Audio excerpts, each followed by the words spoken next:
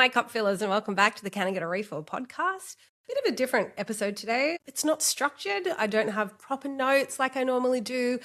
It's a bit of a mum chat. Let's have some mum truths. I want to share a few of the mum things I've been going through. No, not pregnant yet. Still trying. Let's not talk about that. For those who don't know, I have a 22 months today, 22-month-old son, Leo. And if you're a mum, you know that raising a toddler is very different to raising a newborn. And I feel like I haven't had a really one-on-one mum chat since he was a newborn, sitting in my arms when I first came back and started recording again after he was born. Pour yourself a tea. Let's spill the tea. Let's talk all the juicy stuff. I even put some juicy question polls on my Instagram last night. So I've got some results from that I want to read out to you. And my apologies for still sounding nasal. I'm on day 9 of coughing my lungs up, blocked nose. But that's not even the worst of it. The next 2 guest interviews were recorded last week when I was really sick. So don't say I didn't warn you. If you're new here, I'm Steph. I'm your host, and I help women stop pouring from an empty cup and start building a life that actually supports them. So you should hit the subscribe button and stick around. And if you haven't already, jump on the website www.canigetarefillpodcast.com.au, linked below, to download your free ebook on 7 steps to protect your energy and fill up your cup. Every area of your life depends on the relationship you have with yourself, so make sure it's a very solid one. Download it today to make yourself a priority. Now, before we get into the juicy mum stuff, if you know me, you know that. Well, firstly, I used to be celebrity obsessed, and now I sort of have no interest in celebrities in recent years. I don't know what's changed, but there are 2 women that I have been obsessed with since day one. That is Delta Goodrum and Lady Gaga. Even my husband's male friend said once, I know you really like Delta and Gaga, so I must share a lot on my socials. But I have been lucky enough to meet Delta a few times. I've gone to every single Sydney show she's ever had, and I was so blessed to have sung a few lines of Stevie Nicks with her when I was on The Voice many years ago. How long? 6 years ago now. This week, Delta represented Australia in the Eurovision Song Contest, and she was an absolute superstar. This artist is the hardest working artist in the industry. She is full of talent. She's so tenacious. And look, it was the best performance of the contest, without a doubt. And, you know, Delta's had her fair share of tall poppy syndrome over the years, and every online thing about her performance, I've seen nothing but positive feedback. There's no denying her talent, her vocal range. She was phenomenal. Having said that, you know, Eurovision has a very kitschy kind of style, so I think they're always going to go with that sort of style, but also they probably don't want it to go out of Europe, which is fine, fair enough. But if you were watching it at 5 a.m. in Australia, she was leading that leaderboard for so long, and Italy was coming second, so I really felt like my 2 nations were going to take first and second. Look, with the judging panels of the country, she came, of all the countries, she came second, and then once the audience votes came in, she ended up coming 4th, which is the same that Olivia Newton-John did years ago, which is her idol. So that's just so poetic and beautiful. But regardless, look, I think she should have won. A lot of people think she should have won. She was the best performer, but regardless of the outcome, she absolutely nailed it. She should be so proud of herself. Delta, we are all proud of you as a country. And it's not mum related to this episode, but I had to share that today because for someone like me, it's our Olympics. It's the gay Olympics. And her appearance there can only have helped her career because now she's released Europe shows that sold out within a day. So good for her. I love how much her career has skyrocketed since leaving The Voice. She's just going from strength to strength. Love her. Congrats. Delta, you did us proud. And on another celebrity note, even though I said I don't pay attention to celebrities anymore, the daddy of podcasting herself, Alex Cooper, call her daddy podcast host, has announced her pregnancy in the most stunning pregnancy photo on socials this week. So that'll be fun to watch. Okay, mums, let's talk about it. So if you remember, I used to work a 9 to 5 and I went back to work and stupidly, naively thought I would go back to work full time when Leo was 5.5 months old. And it was suggested to me to get him into daycare, even full-time daycare. And I freaked out at that. because I used to say, and I've said this on the podcast, I didn't have a child just to see him on the weekends. To each their own. Some people are dying to get back to their old lives. And to be honest, I was podcasting a week after he was born. So if it's something that it's your calling and something you love, that's fine. But if you're working for someone else and it's a desk job, it was paying the bills. It's not like I was dying to get back to it. But I was happy to, be myself again and have some adult conversations. But it did not feel right to me to get him into daycare at that stage. He wasn't even crawling, and I just feel like he was a blob laying there. And that blob needed his mum. So it didn't feel right at the time. And then I ended up leaving that job and now I do my own work and I'm so grateful, loving my life at the moment. But it's gotten to a point where the work I do work for my husband's business. I do work for my business. I do all the housework. I did all the parenting, 24/7 parenting for nearly 2 years. And surprise, surprise, I burnt out. I really just, I've been my most joyous, feeling so abundant, but so anxious. And, before I had kids, I didn't know what it was going to be like. And I didn't realize it would be like a cat with the hair on the back of the neck all the time waiting for what's he going to do? What's he going to touch? Is he going to fall over? Is he going to hit his head? It's full on. So I only exhaled when he was asleep. Anyway, the work's gotten bigger, so we decided to get him into daycare. We found the best place. It was, for Alan and I, my husband and I, it was our preference to not have male staff members. I'm sure there are some great ones out there, but, there was some recent things on the news and the common thread were the male staff members, and it just didn't make us comfortable. So we found a place that was all female staff, pretty close to home. And when I saw the pictures online, there were some others that probably had a little bit better decor.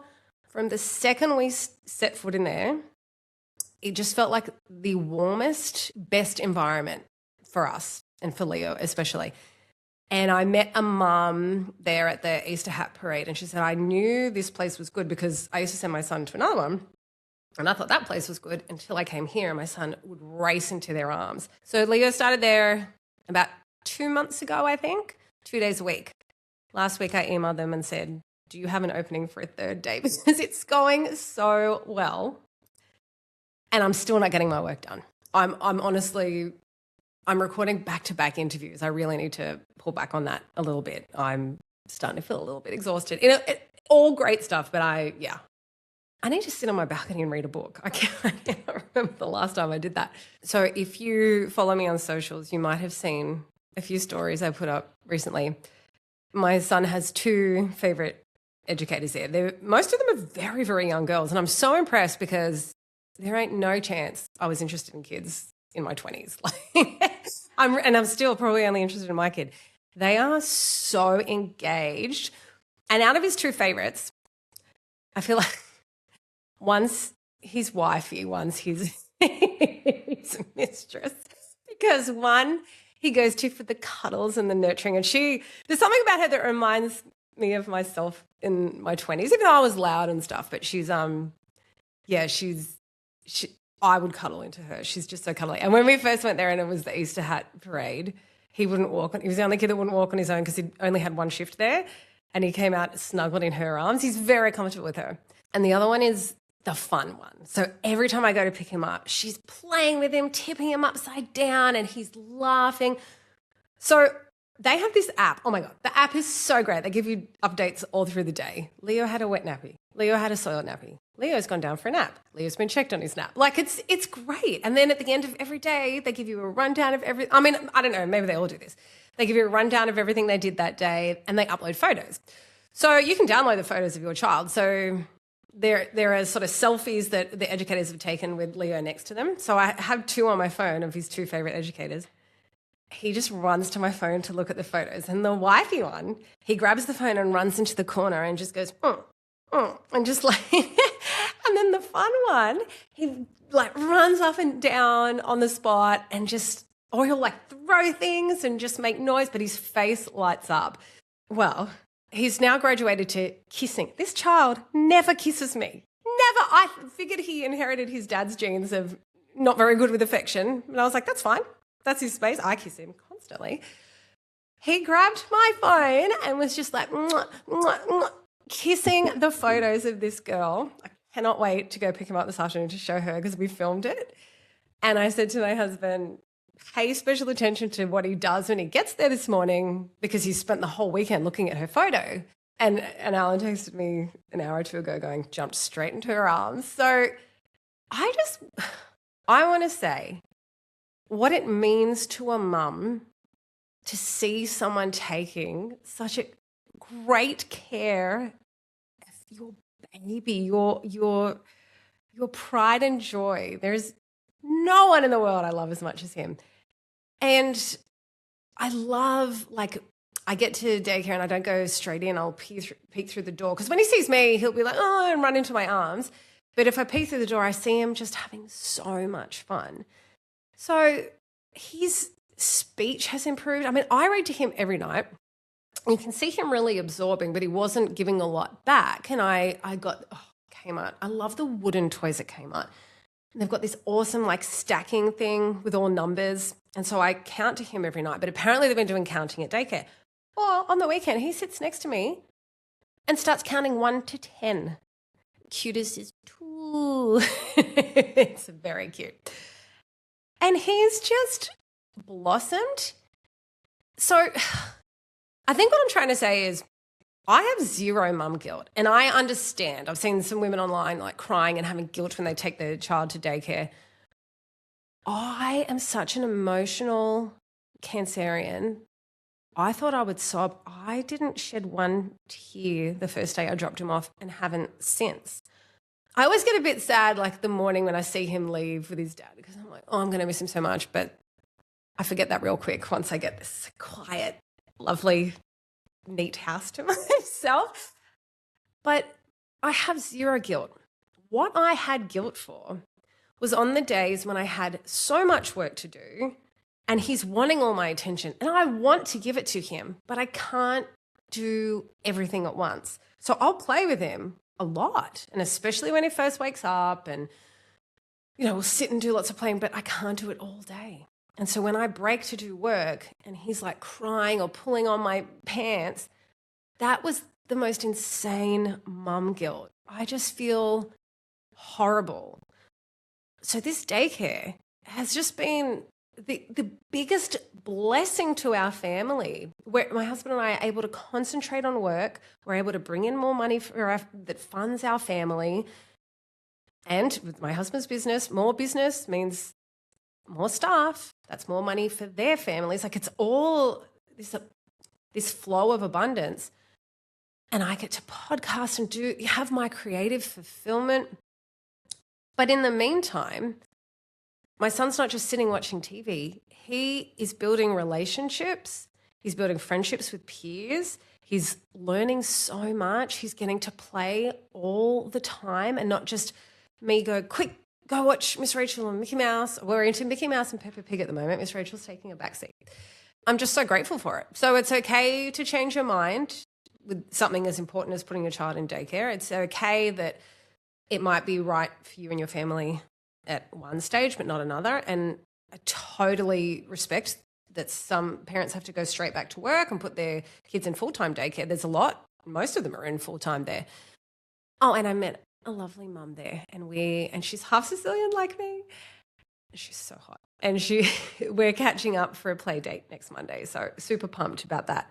Oh, look, my phone just beeped a notification from daycare.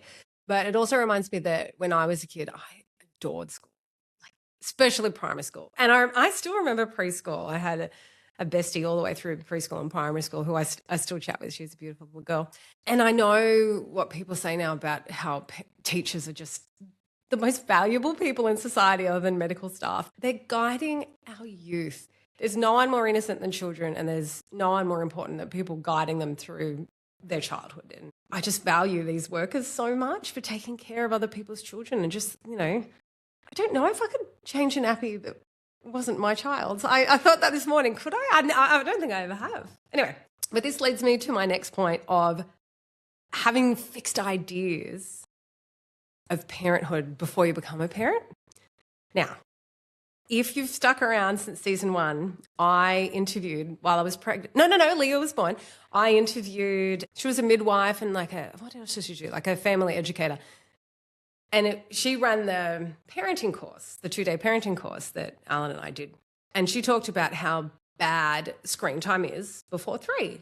And she has 2 incredibly bright young children. And I wholeheartedly agreed. I still wholeheartedly agree. But that's the ideal. And we know that life isn't perfect every day. And you got to weigh things up. So Leo's fine in the pram now, but there was a stage where he would cry if the walks were too long. And I remember thinking, well, it's 10 minutes of Miss Rachel on my phone to get home, or it's me having a mental breakdown. I chose Miss Rachel. And you feel a few people looking at your child with a phone and then looking at you. And I don't know if it's in my head. And I'm pretty sure I did that. I think I judged before I became a mum. I mean, I don't like a screen in front of them 24/7. I certainly don't like a handheld device for him. But you do what you need to survive. So having those ideals of not having them in daycare, that can change at any time. Cool. Having those set boundaries of no screen time, great. It's an important conversation to have with your partner, but it's cool to change. It's fine. And the time I spend with him without screen time is far outweighing the time of screen time. But each day is different. And sometimes before bed, I put on, the Eric Carle book, The Very Hungry Caterpillar. There's this beautiful thing on YouTube. It's like a 31-minute video of a compilation of some old British dude reading out all of Eric Carle's books in the most beautiful, soothing voice that I love hearing before bed. It soothes Leo into the most tranquil state.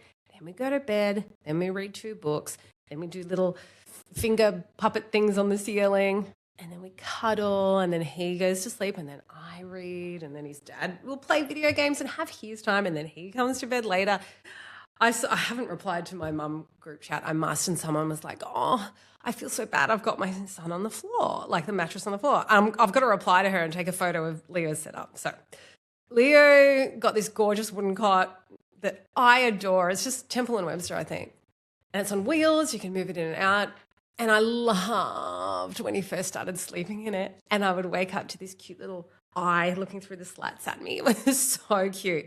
This child moves. I'm a sleep talker. This kid is a sleep mover, walker, roller, acrobats.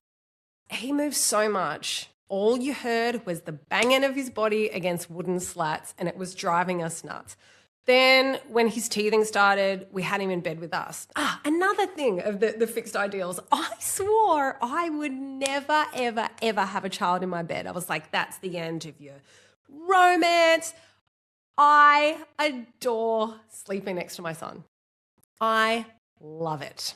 And I heard someone say, modern day society will just judge you on the things you do. And there is nothing more natural than a child sleeping next to their mum. It feels so good. I love snuggling into him. So we did it for a while. And now the thing is, he falls asleep next to me and Alan will come in and move him to his bed.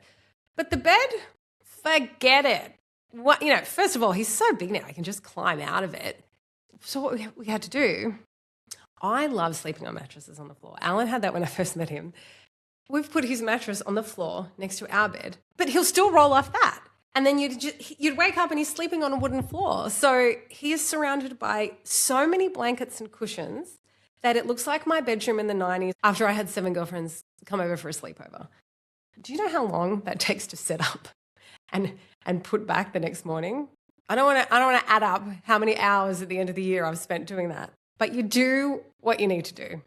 That's working for us at the moment. And I like now that I, don't worry that he's up in a bed, because I'll leave the door open a crack, and I love just seeing him toddle out. I love him just walking out of the bedroom. Like, he's been doing that for months, and he still, he's big for his age, but he still looks so little to walk out of a room on his own, and I love it. It's so, so cute. So, yeah, going into parenthood with fixed ideas just doesn't pan out.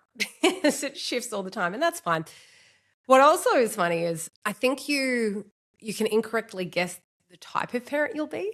Now, I am very fastidious, regimented. I'm a leave post-its around the house kind of girl, and I like things a certain way. And, I've grown up with a bit of a temper. I'm half Sicilian, and my husband is like the chill Aussie ex-footballer guy. Well, I never yell at Leo, and Alan does. And I was delighted because you go by instinct, not by what you think you're going to do. And my instinct, I think because I hated anyone raising their voice at me, like when I was a kid, it just made me so anxious. So I think there must be a subconscious thing in me to have the gentle approach, and I'll get down on my knees and I'll be like, okay. So I'm not going to show you the rest of my apartment because he's very artistic, like his mama, and he loves drawing with crayons, and I've got blank paper pads for him.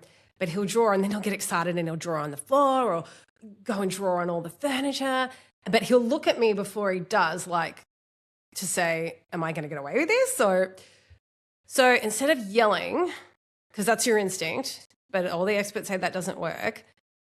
So now he's very into yes and no. So when he draws on the paper, I go, yes. And if he draws on the floor, no. And he gets it. He's listening to me. But Alan's go-to, he sounds so much like his dad, but it's just like, hey. And I'm like, this guy, 10 years never raised his voice with me, and I'm just seeing a whole new person. It's not bad, but it's like, I was so delighted to discover that I'm the calm parent. I couldn't believe it. I think everyone would imagine the polar opposite. And look, he's the fun parent. He's the one, let's play, let's be silly, let's be physical. And I'm the snuggly parent. I like to do arts and crafts with him sitting in my lap, and I love to cuddle and kiss and read books. So, and that's why you see Leo go to Alan in the morning and then me at night. He follows me around until I'm ready for bed if I'm doing like a beauty routine. So I just thought that was so funny that you're just so way off with what you think's going to happen once you become a parent. It's so beautiful. It's a beautiful journey seeing, different things and discovering different sides of yourself. Okay, let's read out the Instagram poll. I did. I never hold my phone while I'm doing a podcast, so I'm going to read it out to you. So I asked a few juicy questions, and I'm going to read out to you the percentage of votes. So have you ever felt judged by other mums? 57% said definitely, 43% said occasionally, and 0% said have felt nothing but support. I'm not surprised by that. I think the most judgment probably comes from other mums, and I think there is a special place in hell for mums who judge other mums. And speaking of me never raising my voice, if you've stuck around, you know that I have a neuromuscular disorder. So I might be fit and healthy and that, but once I've been stationary, my muscles go stiff. So if I've chilled for a while, I can't just get up and run. It takes me a long time to warm my muscles up. So that's always been my biggest fear about a toddler, that he won't understand you have to wait for mum. So I prefer now to take him to gated playgrounds rather than the open ones, but occasionally we'll do the others. And he bolted. This was back in February. I'm not stressed now like I was back then. I remember going through a bit of I'm so burnt out.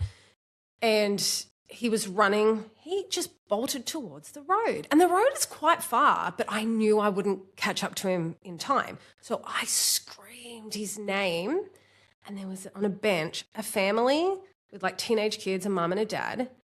The judgment from that bitch's face, I gotta say, I don't think I've ever felt judged as a mum until then. Like, I know maybe with the screen time, but maybe that's in my head, but I have felt a lot of support from other mums. My favourite thing is when I walk him in a stroller and you know who's been a mum, especially the older mums, because they look at him and then look at you.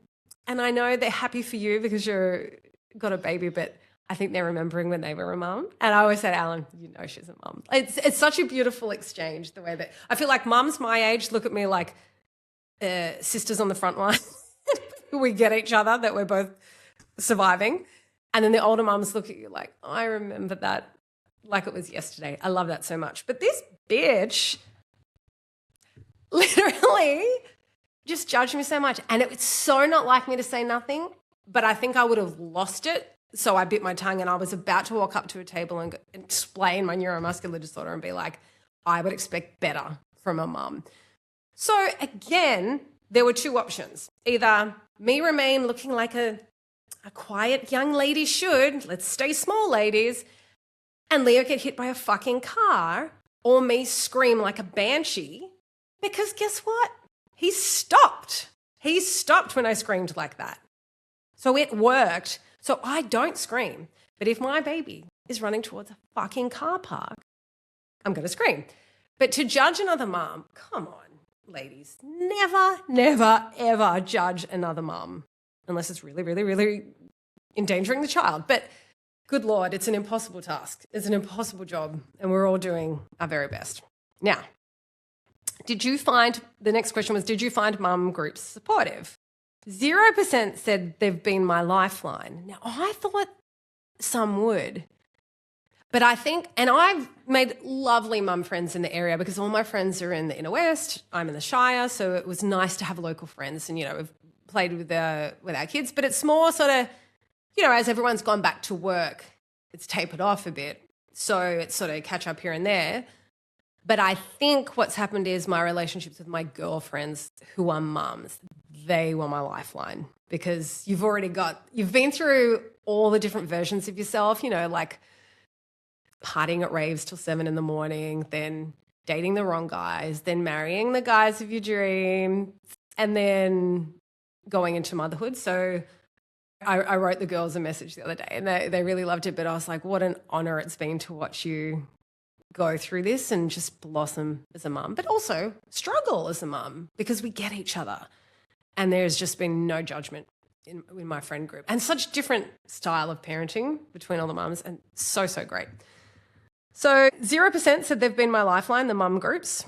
50% said at first, then we tapered off, which is so normal. I think it's the first year where you're close and then everyone sort of starts going back to work. And 50% said I never clicked with other mums in my area. And I guess it doesn't surprise me. Yeah, because it can be real cliquey too. So when I went to daycare on Mother's Day and made friends with this gorgeous Italian girl, Bella, I feel like the only two mums I've made friends with there are like hot, European, or I think one Pacific Islander.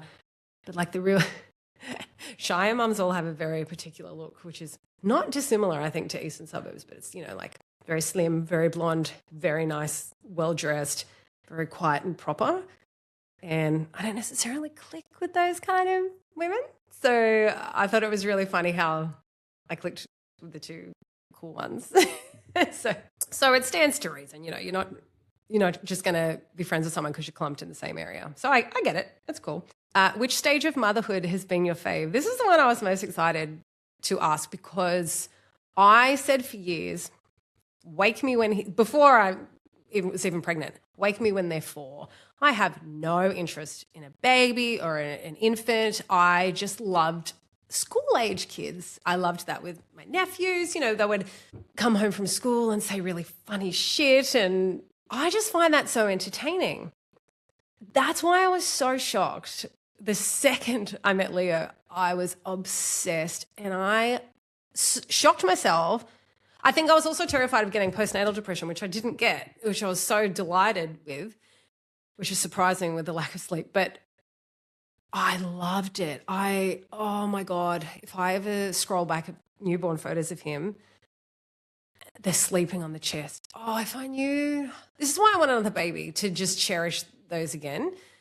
If I knew that I'm going to cry, that last contact nap was the last one, I would have filmed it. I would have savored every second of it. I loved that. And he was a reflux baby, so I'd have to hold him upright for 30 minutes after feeding him a bottle. So, that's when I read all those housemaid novels. I'd be sitting just went through so many novels while he was sleeping on my chest. But I loved it so much. But, I think I'm thinking of the highlight reels. And when you go back, the reflux and the colic, it was hard. It is taxing. And you don't really know them like now it's like each other so well. And back then it's like, oh, there's this little stranger in my house.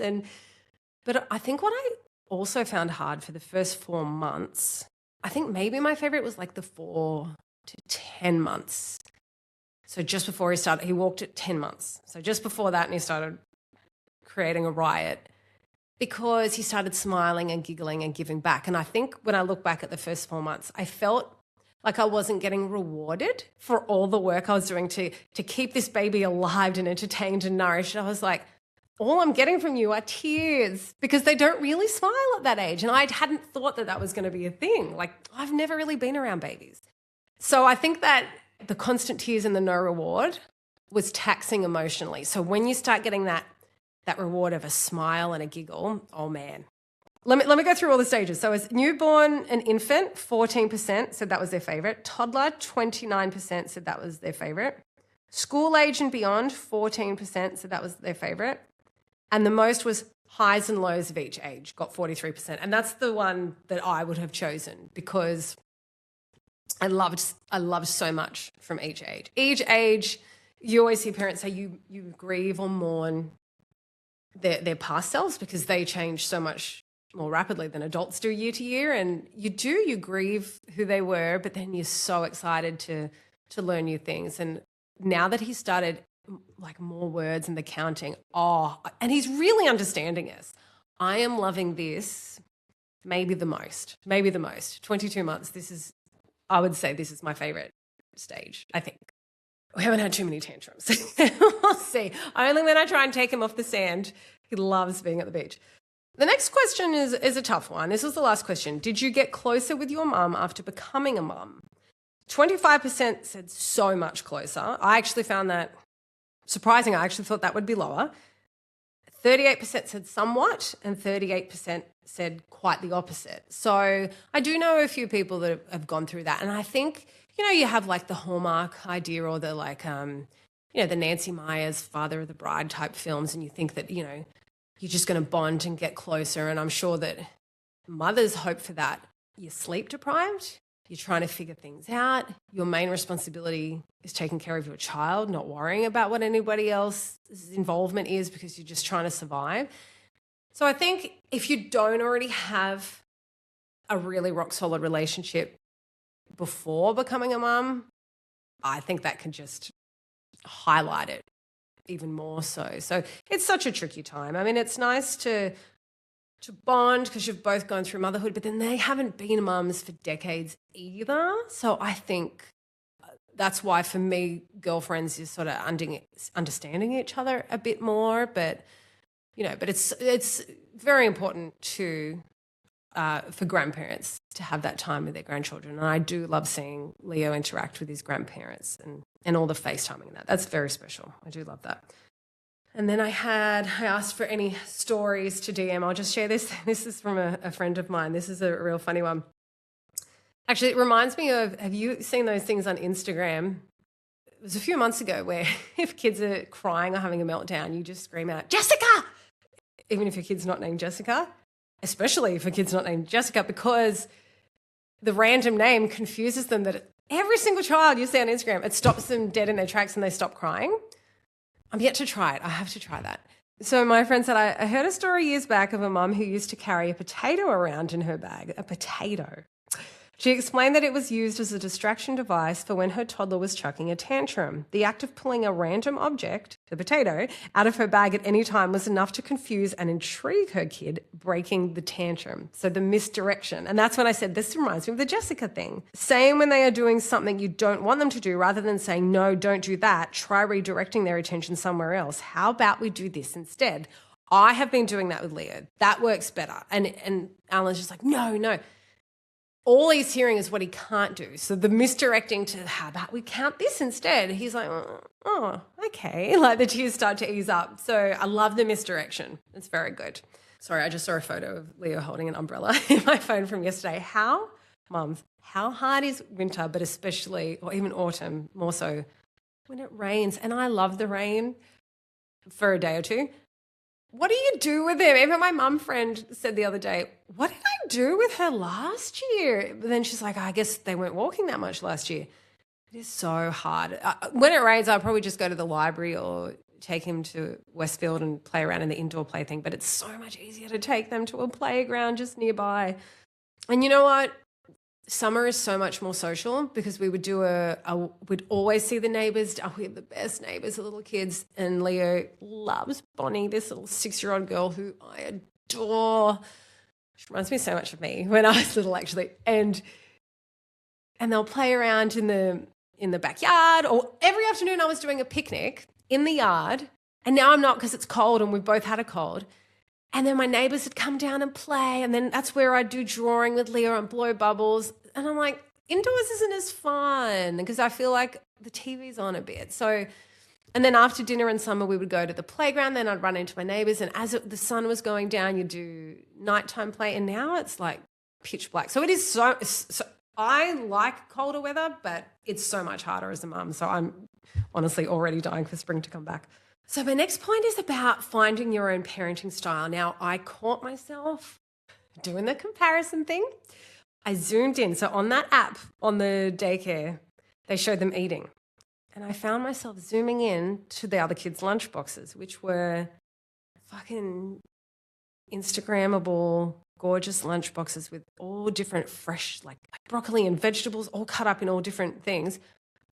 Leo's got a smaller lunchbox with 3 holes, and I'll do pasta in the main one. And he's only there 2 days a week. So I cook all different things at home, but I'm thinking what's going to keep? And then you've got the allergies, so you can't, cook things that might have egg or nut. So I'll do pasta in one. And this is what they said in the handbook. And then like maybe a meat or a cheese in the other one, so his protein. And then I'll either put like blueberries or now I'm really just doing, because blueberries are $8 at the moment. Now I'm really just doing those yogurt covered sultanas and put them in it. So it's like, it looks pretty bland. But what I know is that Leo doesn't chew vegetables. He only likes them pureed. And, he'll eat them when they're cooked into something like a stew I make or like a quiche kind of thing, but he won't like chew on an individual vegetable. Fruit, mate, fruit. The kid goes mad. We'll polish off an entire fruit platter. But they give them fruit and morning tea, so I'm not going to pack fruit for lunch because he's just had a whole serving of morning tea. So I give him the Aldi sachets, the sweet potato.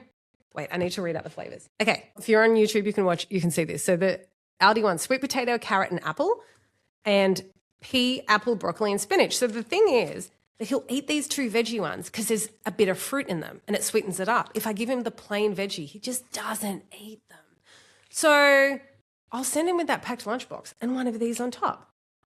And it's not impressive. So I found myself judging, and I thought when Alan wakes up, I'm going to say to him, we need to buy a new, bigger lunchbox. We need to start doing it. And I caught myself and I went, but why? Because Leo's being malnourished, or because I'm worried what people, like what the workers there might think of my parenting? And I went, no, I'm not changing anything because I know these are the foods that he eats. He's still getting veggies. They're just in liquidy form. And that's what works for us. I loved that I stopped myself in my tracks and didn't go and look for that new lunchbox. So do what works for you and do what works for your child, and don't worry about what the other parents are doing. This kid is taken care of. He is well fed, believe me. And yeah, I guess my other example of doing what works for you is him sleeping on the floor. So it's a learn as you go process, isn't it?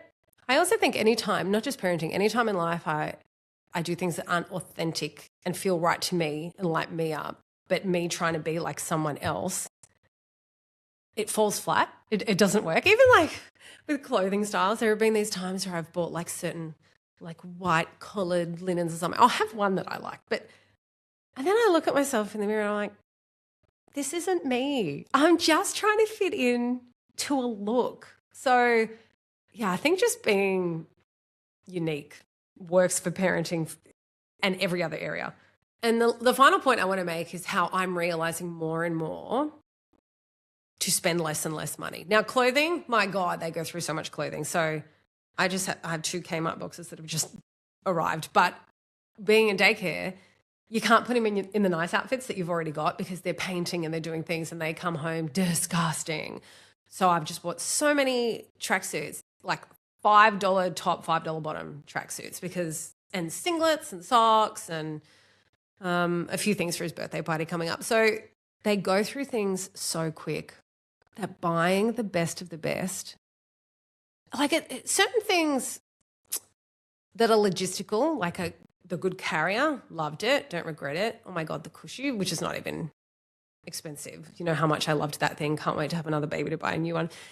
And like a good pram and a good car seat. All that stuff is really logistical. You're using them all the time. But in terms of like the clothing and the toys, it's so ridiculous. So first of all, I do not want a lot of plastic in my home, in our family. So I have always tried to get him wooden toys as much as possible. And I love them. And because I don't want it ending up landfill all the time because you're going through so much. And when he's over them, I give them to Vinnie's or might give them to other friends. And I've had so many hand-me-downs from family friends. It's been great. And I love to put him in beautiful, like Goldie and Ace, like nice clothing. I bought a gorgeous outfit for him that he can wear to my birthday. And then I'm getting this Etsy jumper that says 2 spelled out for his birthday. But, you know, just a couple of expensive items. And then I do the cheaper stuff in between it. And it's fine. They literally don't give a shit. And the other day, if you follow my Insta stories, I made my own Play-Doh and my hands were so blue. But this Play-Doh is going so strong because I was going through so many different tubs of Play-Doh for him. And I'm like, well, that is so much plastic going into the planet. And this made a really big batch. I just did the one color to trial it, which I kind of prefer because he mixes them all together and then they just become a poo brown. And it's in like a Tupperware container and I got the rolling pin and he runs to it every morning to roll it out and make shapes. And I used coconut oil instead of vegetable oil. It smells so good. I was worried he was going to eat it. But then I was like, who cares if he does? It's literally all food ingredients. It's flour, cream of tartar, salt, water, and coconut oil, and a bit of food dye. Whoop-de-whoop. But it's so good. I've saved money instead of buying all these tubs of Play-Doh. It lasts months if you keep it closed, and it's less landfill. So I love doing the like low-key stuff we did in the 80s. And this is why I always say with birthday parties, like your kid doesn't need those huge like displays and balloons. I mean, it sounds judgmental. That is judgmental of me saying that. If people want to do it, go for it. But it's not for your kid. They don't give a shit. And those balloons are ending up in the planet. So, and think of the parties you had when you were kids. You know, like ours was so low-key in the backyard. And I loved every single birthday I had in my childhood. And my mum always did those awesome cakes. Remember marble cakes where you'd mix like the chocolate and vanilla and strawberry and then ice it and then put all like the Jersey caramels and freckles. And I do the same I've always done it for myself, for Alan, and now for Leo. Well, now I save myself time and I just buy the mud cakes from Woolies and I stack 3 together and then ice them with Betty Crocker frosting and then do the colouring and the decorations. It takes me 5 minutes, costs me a max of $15. So good. Everyone loves them. So yeah, I stick with the Kmart outfits for Monday to Friday when we're not seeing people and I know he's going to get dirty in mud. Nice outfits on the weekend. DIY toys or, you know, Play-Doh as much as you can. And wooden toys. And Kmart wooden toys are great. There's this toy store that had this really cool like garage thing with the ramp for cars. It's $200. And there was one at Kmart for $29. They're both wood. And I want to support the smaller businesses, but for God's sake, I'm not spending $200 on that. That's so insane because he'll be over it in a few months. So I'd rather spend that towards a family holiday that we'll remember forever. And the last suggestion I want to give you, I saw a girl do this, a vlogger I love, Michelle Reed in Texas. And she did a photo book where she printed out photos of all the family and friends and put it in a book. And I think she wrote their names, but I did it and I certainly wrote the names. Well, Leo's ripped so many out. You know what he does? He rips the 2 pictures out of his dad and brings them to me. And then when his dad goes to work, he'll put the photo up. Oh, my God, he's so cute. I remember we were standing at the kitchen bench doing Play-Doh and he brought out the photo of Alan and put it up like Alan was there with us. And I took a photo and sent it to Alan. Is that the sweetest thing in the world? Like, it pisses me off because he's never pulling out pictures of Mum.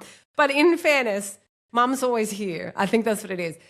And Dad's always at work, so he misses him. But he is the favourite parent. But so, so sweet. But I love, like, Leo loves going through that book every night before bed, and then that familiarises him not just with the spelling, like, of the names, because at daycare they said once he can recognise his own name, that's when we know it's time for him to upgrade to the bigger room. So he's familiarising himself with his family and friends and the names, but he just loves looking at the people he loves before bed. So, so cute. So you should totally do that with your kid. Love it so much. That's it, my friends. Just a bit of rambling of thoughts today, just sharing my, my mum truths and what I'm learning about myself as a mum and the whole journey and how it changes all the time. And I am loving it. It is so, so much fun. And I do hope to give Leo a sibling soon. So think very fertile thoughts for me. No, I am fertile. It's just that the stress has affected my hormones. So hopefully that will settle down soon, or maybe it already has. We don't know. But thanks for being here, and subscribe if you haven't already, and stick around for all future videos. And my friends, especially my mama friends, please do something in the next week to fill up your cup.